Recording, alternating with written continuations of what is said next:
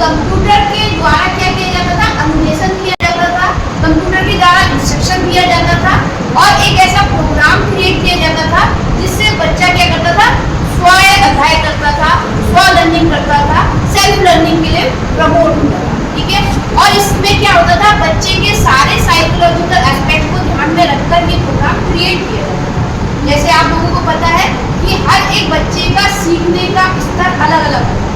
कोई बच्चा जल्दी सीखता है, कोई बच्चा देर से सीखता है, कोई बच्चे का इंटेलिजेंस लेवल कुछ होता है, किसी का कुछ होता है। तो हर एक बच्चे का अपना एक लेवल होता है। CAI ने उस लेवल को कहीं ना कहीं टच किया कि जो बच्चा जिस लेवल पर सीख सकता है वो उस लेवल पर उस तरह की नॉलेज को ले सकता है। इसी तरीके से बात करते हैं हम CAM की। CAM क्या है आपका, कंप्यूटर असिस्टेड मैनेजमेंट, यानी कंप्यूटर के द्वारा असिस्ट किया जा रहा है किस चीज के लिए, मैनेजमेंट के। मैनेजमेंट यानी आपका क्या होता है बताइए, आपने प्रबंधन पढ़ा है, ठीक है। मैनेजमेंट जब आप कहते हो, इस वर्ड को यूज करते हो कि आपका इस विषय में मैनेजमेंट गलत है या इस लेवल पर आपका मैनेजमेंट सही है, तो इससे आपका क्या तात्पर्य होता है बताइए, क्या कहना है? हाँ ठीक है, तो आप क्या कर रहे हो, किसी भी चीज को कैसे हैंडल कर रहे हो, है ना, कैसे उसको जो है डू और डोंट के दायरे में रहकर कैसे उस चीज को क्या कर रहे हो, निर्देशित कर रहे हो, कैसे उसका प्रबंधन कर रहे हो उचित प्रकार से, वही आपका क्या होता है कि मैनेजमेंट के दायरे में आता है कि how to manage this particular work और दिस पर्टिकुलर एरिया। ठीक है, तो ये सारी चीजें आपकी क्या होती है, मैनेजमेंट के दायरे में आती है। ठीक है, तो कंप्यूटर असिस्टेड मैनेजमेंट का भी यही काम होता है कि कंप्यूटर के द्वारा असिस्ट किया जाएगा, किसके लिए, मैनेजमेंट के लिए। ठीक है, प्रबंधन के लिए, मैनेजमेंट के लिए कंप्यूटर जो है बेस होगा, कंप्यूटर ही असिस्ट करेगा। ठीक है, तो ये देखिए जैसे इसमें सॉफ्टवेयर और टेक्नोलॉजी के द्वारा जो है, अब कंप्यूटर में क्या होता है आपका, कंप्यूटर में आपका मेन थिंग क्या होता है, हार्डवेयर, और हार्डवेयर के अंदर जो वर्किंग होती है किसके थ्रू होती है, सॉफ्टवेयर के थ्रू। तो जो सॉफ्टवेयर है हमारा, वो सॉफ्टवेयर टेक्नोलॉजी क्या असिस्ट कर रही है, किन चीज़ों को असिस्ट कर रही है, प्लानिंग को और असिस्ट कर रही है, ऑर्गेनाइजिंग को असिस्ट कर रही है, कंट्रोलिंग को असिस्ट कर रही है और डिसीजन मेकिंग प्रोसेस को असिस्ट कर रही है। ठीक है, तो पहले बात करते हैं हम किसकी, आपकी प्लानिंग कि आप किसी भी वर्क को कैसे करोगे। ठीक है, जब आप कोई भी वर्क करने जाते हो तो सबसे पहले उसका क्या करते हो, एक रूपरेखा तैयार करते हो, उसकी प्रॉपर एक क्या करते हो, गाइडलाइन तैयार करते हो कि कैसे उस पर्टिकुलर वर्क को मैं करूँगा या करूँगी। ठीक है, तो वही क्या है, उसकी प्लानिंग। ठीक है, तो इसी तरीके से जब आप कोई भी वर्क कर रहे हो तो सबसे पहले आप उसका क्या करते हो, प्लानिंग करते हो, फिर ऑर्गेनाइजिंग, फिर उसको कैसे ऑर्गेनाइज करो, प्लान तो आपने कर लिया। ठीक है, माना कि आपको कोई एक जो है आपका असाइनमेंट ही क्रिएट हो, ठीक है, असाइनमेंट एक ग्रुप में मैंने आपको एक असाइनमेंट दे दी। ठीक है, तो अब आप पूरा ग्रुप मिलकर क्या करोगे, उसको एक प्लानिंग करोगे कि भाई कौन सा पार्ट कौन करेगा, कौन सा पार्ट कौन करेगा। ठीक है, कैसे कैसे हम उस पार्ट को करेंगे, कैसे कैसे क्या क्या जो टेक्निक्स है उसमें यूज करेंगे, हम कहाँ कहाँ से डेटा गैदर करेंगे हम। ठीक है, उससे रिलेटेड असाइनमेंट बनाने के लिए तो कैसे असाइनमेंट बनाएंगे, तो वो क्या है, आपकी प्लानिंग हो गई। ठीक है, अब आपने ऑर्गेनाइज कर लिया उसको, ऑर्गेनाइज में आपने क्या कर दिया, उससे रिलेटेड आपने असाइनमेंट बनाना है, तो असाइनमेंट का जो भी आपका टॉपिक है या जो भी आपका विषय वस्तु है, जो भी कंटेंट आपको चाहिए, उससे रिलेटेड डेटा चाहिए होगा, तो वो डेटा आपने क्या किया, वो डेटा गैदर किया, उसको कलेक्ट किया। ठीक है, उसके बाद आप क्या करोगे, कंट्रोलिंग। ठीक है, अब कंट्रोलिंग में आपका क्या है कि आपने जो भी डेटा गैदर किया, अब आपने बहुत सारा डेटा ऐसा होगा जो आपके बिल्कुल टू द पॉइंट उसी असाइनमेंट से रिलेटेड होगा, बहुत सा डेटा ऐसा होगा जो उस असाइनमेंट में से क्या होगा, आउट करना होगा आपको। तो ये आपकी कंट्रोलिंग रहेगी उस समय कि आप जो है कौन सा डेटा आपको चाहिए आप रखोगे और कौन सा डेटा आपको नहीं चाहिए। ठीक है, तो एक असाइनमेंट के दायरे में लेके मैं आपको ये बता रही हूँ। उसके बाद आपका क्या होगा, डिसीजन मेकिंग प्रोसेस होगा। ठीक है, सिंपल जब हम मैनेजमेंट के दायरे में जाते हैं तो मैनेजमेंट में जब हम कोई भी वर्क करते हैं तो उसकी प्रॉपर एक प्लानिंग की जाती है और उस प्लानिंग के तहत ही उसको क्या किया जाता है, ऑर्गेनाइज किया जाता है। और उस ऑर्गेनाइजेशन के बाद ही क्या होता है आपका, उसके जो अदर वेरिएबल होते हैं, जो कंट्रोलेबल वेरिएबल होते हैं, उनको कंट्रोल किया जाता है और उसी के तहत क्या किया जाता है, फाइनल डिसीजन मेकिंग की जाती है। जैसे आपका ये समझ लीजिए कि NEP 2020 आई, ठीक है।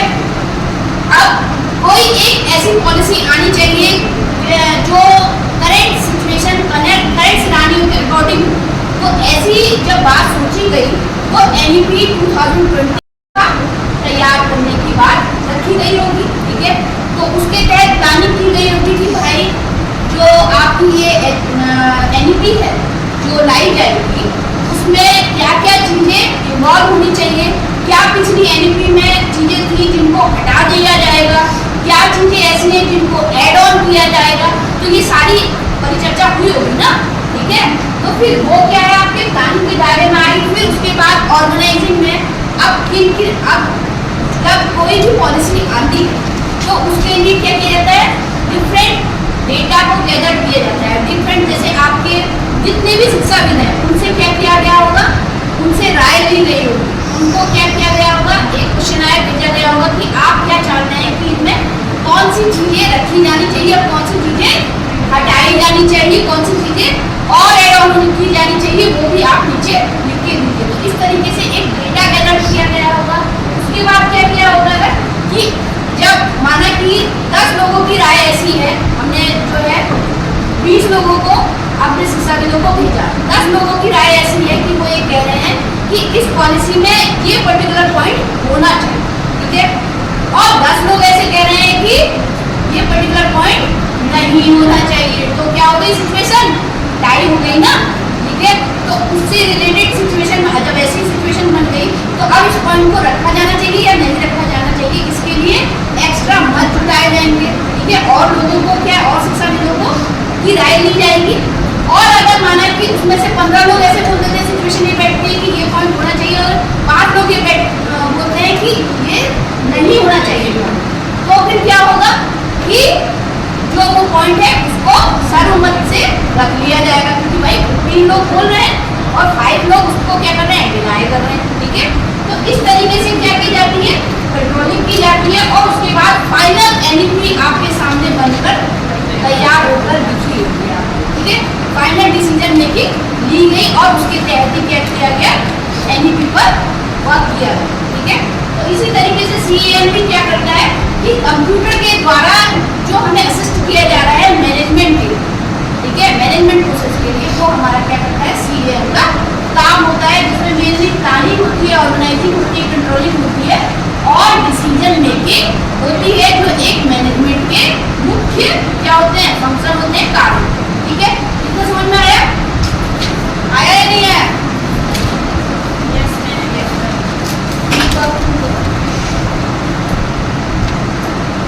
ठीक है। अब हम बात करते हैं इसके कार्य, ठीक है। पहला है आपका प्लानिंग, ठीक है, एंड फोरकास्ट।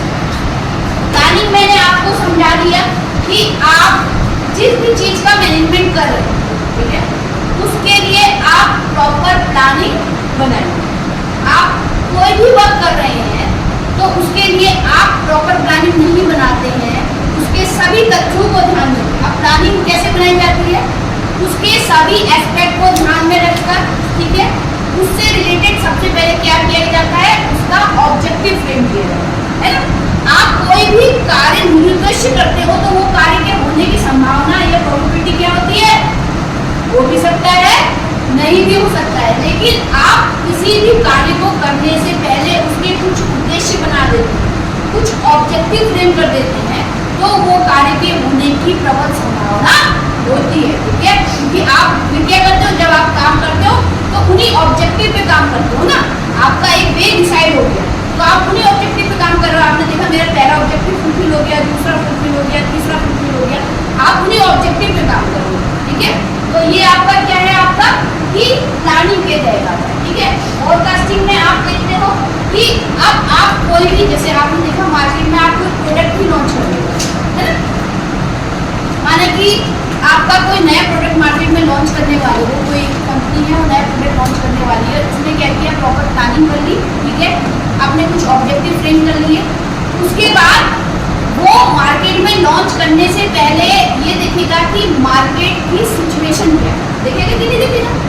भाई मार्केट में अगर आप कोई फूड प्रोडक्ट माना जो है लॉन्च करना चाह रहे हो, तो आप देखोगे ना कि मेरे फूड प्रोडक्ट में क्या क्या चीज़ें होनी चाहिए। करंट में जो मार्केट में प्रोडक्ट चल रहे हैं फूड प्रोडक्ट, मेरे ही जैसे फूड प्रोडक्ट, तो उनमें क्या क्या चीज़ें हैं और क्या क्या चीज़ें मिसिंग हैं जो पब्लिक की डिमांड है, ठीक है। उसके अकॉर्डिंग आप क्या करोगे, उसमें वो चीज़ें पुट करोगे ना, डालोगे ना, तभी तो आपका प्रोडक्ट चलेगा। आपका प्रोडक्ट यूनिक होगा तभी तो चलेगा ना भाई, नहीं तो उससे सिमिलर कितने प्रोडक्ट चल रहे हैं मार्केट में, ठीक है। तो ये क्या है, आप इससे रिलेटेड फोरकास्ट करोगे पहले से क्या चल रहा है मार्केट में, उसमें क्या क्या कमी है, क्या क्या अच्छाइयाँ हैं, ठीक है। तो ये सारी चीज़ें आप क्या करोगे, इससे रिलेटेड डेटा को गैदर करोगे, ठीक है। फिर नेक्स्ट है आपका डेटा मेथड, ठीक है।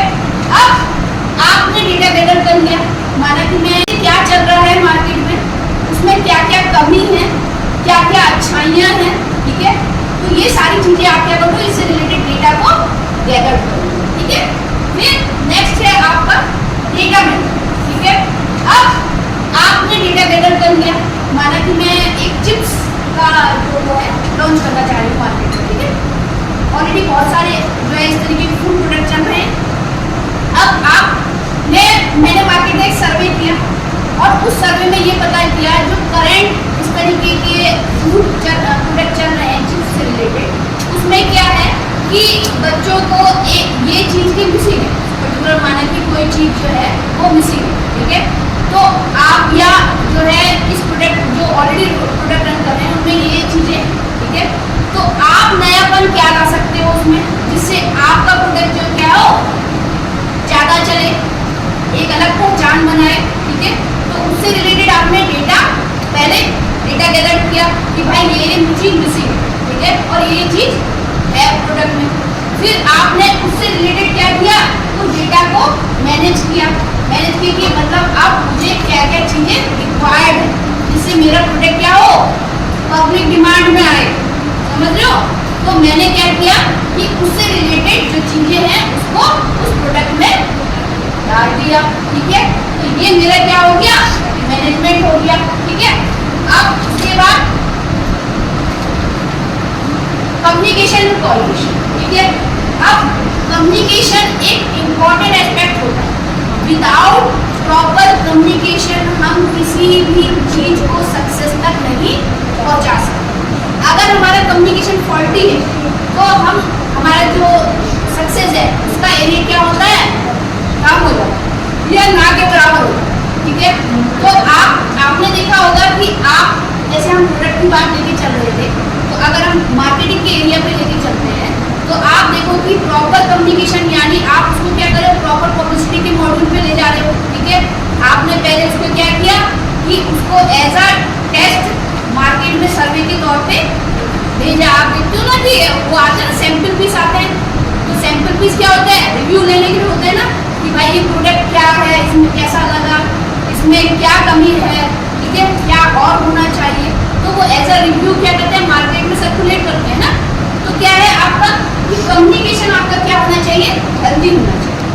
आप किसी भी पेज पे जा रहे हैं मैनेजमेंट में, कम्युनिकेशन अगर आपका हेल्दी नहीं होगा, प्रॉपर चैनलाइज नहीं होगा, कम्युनिकेशन किससे, अब यहाँ पर हम मार्केट प्रोडक्ट की बात करें तो कम्युनिकेशन किससे होगा हमारा, मार्केट से, पब्लिक से, है ना। अगर पब्लिक से प्रॉपर चैनलाइज नहीं होंगे या जो आपके प्रोडक्ट को बनाने में आपके साथ है उनसे प्रॉपर कम्युनिकेशन नहीं होगा आपका, तो क्या होगा, हाँ ठीक है। तो ये आपका जरूरी है कि कम्युनिकेशन आपका क्या होना चाहिए, हेल्दी होना चाहिए, प्रॉपर होना चाहिए, ठीक है। और आपका क्या है, कोलैबोरेशन। विदाउट कोलैबोरेशन हम किसी भी चीज को कर ही नहीं सकते, ठीक है। तो कोलैबोरेटिव वर्क जो होता है वो क्या होता है, वही सक्सेस की क्या होता है, सीढ़ी होता है। अगर आप किसी भी वर्क को एक साथ मिलकर करते हो तो उस वर्क की प्रोबेबिलिटी सक्सेस की ज़्यादा होती है ना, बस बशर्ते आप सिंगल किसी वर्क को करते हो, क्योंकि आपने सुना होगा कि जितने हाथ उतने दिमाग, है ना, उतना माइंड लग रहा है ना उस चीज में, तो उतने लोगों के एस्पेक्ट काम का, उतने लोगों का परसेप्शन देखने को मिल रहा है हमें, उतने लोगों की सोच उनमें शामिल हो रही है। तो क्या हो रहा है कि वो प्रोडक्ट क्या होगा आपका सक्सेस की तरफ ज्यादा जाए। ठीक है, नेक्स्ट है आपका डिसीजन सपोर्ट सिस्टम। ठीक है, आपका डिसीजन सपोर्ट सिस्टम क्या होना चाहिए? स्ट्रॉन्ग होना चाहिए। आप जो भी डिसीजन, आपका डिसीजन मेकिंग जो पैनल है, ठीक है, वो सारे एस्पेक्ट को ध्यान में रखकर ही डिसीजन, अगर वो सारे एस्पेक्ट को ध्यान में रखकर डिसीजन नहीं लेगा, किसी एक डायमेंशन को छोड़ देगा या अदर डायमेंशन में ध्यान नहीं देगा, तो आपके प्रोडक्ट क्या होगा? सक्सेस नहीं हो पाएगा। ठीक है, तो डिसीजन मेकिंग जो चैनल है या डिसीजन मेकिंग जो आपका पैनल है वो क्या होना चाहिए? स्ट्रॉन्ग होना चाहिए। अगर स्ट्रॉन्ग नहीं होगा तो प्रॉपर डिसीजन नहीं लिया जा सकता। ठीक है, नेक्स्ट है आपका फाइनेंशियल एंड अकाउंटिंग मैनेजमेंट। ठीक है, फाइनेंशियल एंड अकाउंटिंग मैनेजमेंट भी बहुत क्या है, एक इम्पॉर्टेंट एस्पेक्ट है हमारे मैनेजमेंट से। ठीक है, अगर आप किसी भी प्रोडक्ट के रिलेटेड काम कर रहे हो और आप सपोज करो कि उससे रिलेटेड जो आपका फाइनेंशियल सिस्टम है वो कमजोर है, ठीक है, आप उतना व्यय उस पर नहीं कर पा रहे हो या उतने सोर्सेज आपके पास नहीं है, तो आपका क्या हो जाएगा? फाइनेंशियल सिस्टम डगमगा जाएगा और जिससे क्या होगा? आपका पूरा प्रोडक्ट ही क्या होगा? प्रॉब्लम में आ जाएगा। ठीक है, तो इसलिए आपका फाइनेंशियल सिस्टम क्या होना चाहिए? अच्छा होना चाहिए और अकाउंटिंग मैनेजमेंट भी अच्छा होना चाहिए। ठीक है, कि आप प्रॉपर जो है, आप कितना जो है इनपुट रहा, कितना आउटपुट रहा, कितना जो है जो आपका फाइनेंस सिस्टम में है, कितना आउट हुआ, हमारा जो आपका व्यय है कितना हुआ और कितना हमारे पास आया, उस सब का प्रॉपर हिसाब किताब होना चाहिए। तभी आपको पता चलेगा कि आपका जो प्रोडक्ट है वो सही टाइप से वर्क कर रहा है, जो ऑब्जेक्टिव आप लेके चले हो वो ऑब्जेक्टिव हो रहे हैं या नहीं। ठीक है, प्रॉपर पब्लिसिटी के मॉड्यूल पे ले जा रहे हो। ठीक है, आपने पहले उसको क्या किया कि उसको एज अ टेस्ट मार्केट में सर्वे के तौर पे भेजा। आप देखते हो ना कि वो आते हैं सैंपल पीस आते हैं, तो सैंपल पीस क्या होता है? रिव्यू लेने के लिए होते हैं ना, कि भाई ये प्रोडक्ट क्या है, इसमें कैसा लगा, इसमें क्या कमी है, ठीक है, क्या और होना चाहिए, तो वो एज अ रिव्यू क्या करते हैं? मार्केट में सर्कुलेट करते हैं ना। तो क्या है आपका कम्युनिकेशन आपका क्या होना चाहिए? हेल्दी होना चाहिए। आप किसी भी पेज पे जा रहे हैं मैनेजमेंट में, कम्युनिकेशन अगर आपका हेल्दी नहीं होगा, प्रॉपर चैनलाइज नहीं होगा, कम्युनिकेशन किससे? अब यहाँ पर हम मार्केट प्रोडक्ट की बात करें तो कम्युनिकेशन किससे होगा? हमारा मार्केट से, पब्लिक से, है ना। अगर पब्लिक से प्रॉपर चैनलाइज नहीं होंगे या जो आपके प्रोडक्ट को बनाने में आपके साथ है उनसे प्रॉपर कम्युनिकेशन नहीं होगा आपका, तो क्या होगा? हाँ, ठीक है, तो ये आपका जरूरी है कि कम्युनिकेशन आपका क्या होना चाहिए? हेल्दी होना चाहिए, प्रॉपर होना चाहिए। ठीक है, और आपका क्या है? कोलैबोरेशन। विदाउट कोलैबोरेशन हम किसी भी चीज को कर ही नहीं सकते। ठीक है, तो कोलैबोरेटिव वर्क जो होता है वो क्या होता है? वही सक्सेस की क्या होता है? असली होता है। अगर आप किसी भी वर्क को एक साथ मिलकर करते हो तो उस वर्क की प्रोबेबिलिटी सक्सेस की ज़्यादा है ना, बशर्ते आप सिंगल किसी वर्क को करते हो। क्योंकि आपने सुना होगा कि जितने हाथ उतने दिमाग, है ना, उतना माइंड लग रहा है ना उस चीज में, तो उतने लोगों के एस्पेक्ट काम का, उतने लोगों का परसेप्शन देखने को मिल रहा है हमें, उतने लोगों की सोच उनमें शामिल हो रही है। तो क्या हो रहा है कि वो प्रोडक्ट क्या होगा? आपका सक्सेस की तरफ ज्यादा जाए। ठीक है, नेक्स्ट है आपका डिसीजन सपोर्ट सिस्टम। ठीक है, आपका डिसीजन सपोर्ट सिस्टम क्या होना चाहिए? स्ट्रॉन्ग होना चाहिए। आप जो भी डिसीजन, आपका डिसीजन मेकिंग जो पैनल है, ठीक है, वो सारे एस्पेक्ट को ध्यान में रखकर ही डिसीजन, अगर वो सारे एस्पेक्ट को ध्यान में रखकर डिसीजन नहीं लेगा, किसी एक डायमेंशन को छोड़ देगा या अदर डायमेंशन में ध्यान नहीं देगा, तो आपके प्रोडक्ट क्या होगा? सक्सेस नहीं हो पाएगा। ठीक है, तो डिसीजन मेकिंग जो चैनल है या डिसीजन मेकिंग जो आपका पैनल है वो क्या होना चाहिए? स्ट्रॉन्ग होना चाहिए। अगर स्ट्रॉन्ग नहीं होगा तो प्रॉपर डिसीजन नहीं लिया जा सकता। ठीक है, नेक्स्ट है आपका फाइनेंशियल एंड बहुत क्या है, एक इम्पॉर्टेंट एस्पेक्ट है हमारे मैनेजमेंट से, ठीक है। अगर आप किसी भी प्रोडक्ट के रिलेटेड काम कर रहे हो और आप सपोज करो कि उससे रिलेटेड जो आपका फाइनेंशियल सिस्टम है वो कमज़ोर है, ठीक है, आप उतना व्यय उस पर नहीं कर पा रहे हो या उतने सोर्सेज आपके पास नहीं है, तो आपका क्या हो जाएगा, फाइनेंशियल सिस्टम डगमगा जाएगा और जिससे क्या होगा, आपका पूरा प्रोडक्ट ही क्या होगा, प्रॉब्लम में आ जाएगा, ठीक है। तो इसलिए आपका फाइनेंशियल सिस्टम क्या होना चाहिए, अच्छा होना चाहिए और अकाउंटिंग मैनेजमेंट भी अच्छा होना चाहिए, ठीक है, कि आप प्रॉपर जो है आप कितना जो है इनपुट रहा, कितना आउटपुट रहा, कितना जो है जो आपका फाइनेंस सिस्टम में है कितना आउट हुआ, हमारा जो आपका व्यय है कितना हुआ और कितना हमारे पास आया, उस सब का प्रॉपर हिसाब किताब होना चाहिए। तभी आपको पता चलेगा कि आपका जो प्रोडक्ट है वो सही टाइप से वर्क कर रहा है, जो ऑब्जेक्टिव आप लेके चले हो वो ऑब्जेक्टिव फुलफिल हो रहे हैं या नहीं, ठीक है। नेक्स्ट है आपका inventory and supply chain management, ठीक है। आप इससे रिलेटेड क्या करोगे, इन्वेंट्री क्या होती है, आपने इन्वेंट्री कभी देखी है, किसी चीज की इन्वेंट्री देखी है, क्या देखा है इन्वेंट्री, किस तरीके का डेटा होता है इन्वेंट्री, देखा है,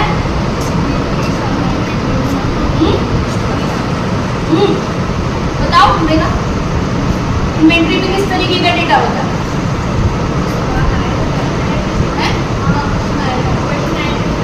क्वेश्चन आया, हाँ क्वेश्चन आया कैसा, इन्वेंट्री नहीं देखी कभी किसी चीज की है, तो इन्वेंट्री में क्या होता है आपका कि जैसे यहाँ इन्वेंट्री की बात कर रहे हैं, ठीक है, यहाँ पर इन्वेंट्री की जो बात कर रहे हैं उसमें इन्वेंट्री में क्या होता है कि आपका जो भी आपने ये देखा होगा ना कि जैसे आपने कोई क्वेश्चन आयर होता है, क्वेश्चन आयर में क्या होता है आपका कि बहुत सारे क्या होते हैं स्टेप होते हैं कि जैसे एग्री, डिसएग्री, टोटली एग्री, है ना, स्केलर होता है ना, स्केलर, ठीक है, तो वो क्या है आपका वो सिस्टम होना चाहिए। नेक्स्ट ये बोल रहा है कि सप्लाई चेन मैनेजमेंट क्या होना चाहिए, स्ट्रॉन्ग होना चाहिए, ठीक है। जो भी आपका सप्लाई चेन मैनेजमेंट है, मतलब जो भी आपका आउटसोर्स है, जो भी प्रोडक्ट से रिलेटेड हम बात कर रहे हैं, जो भी आपका आउटसोर्स है वो क्या होना चाहिए, स्ट्रॉन्ग होना चाहिए, ठीक है।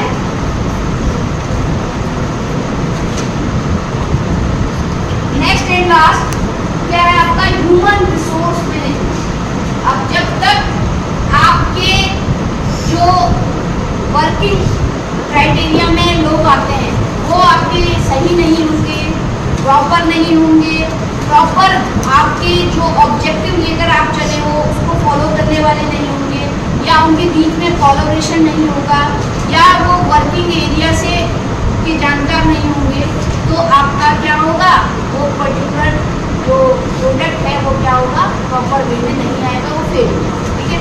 तो ह्यूमन रिसोर्स बहुत बड़ी ताकत होती है। अगर आपका ह्यूमन रिसोर्स यानी जो आपके वर्किंग एरिया के लोग हैं वो प्रॉपर डिवोटेड होंगे, ऑब्जेक्टिव रिलेटेड होंगे, तो आपका क्या होगा, जो भी आप ऑब्जेक्टिव लेके चले उस पर्टिकुलर प्रोडक्ट से रिलेटेड वो आपके क्या होंगे, ठीक है। इसीलिए आपका ह्यूमन रिसोर्स मैनेजमेंट सिस्टम क्या होना चाहिए, स्ट्रॉन्ग होना चाहिए। ये हमने बात करी आपकी CAM की, ठीक है। अब आगे जो है हम नेक्स्ट क्लास में दूसरे जो आपके CAI के और एस्पेक्ट में जो बात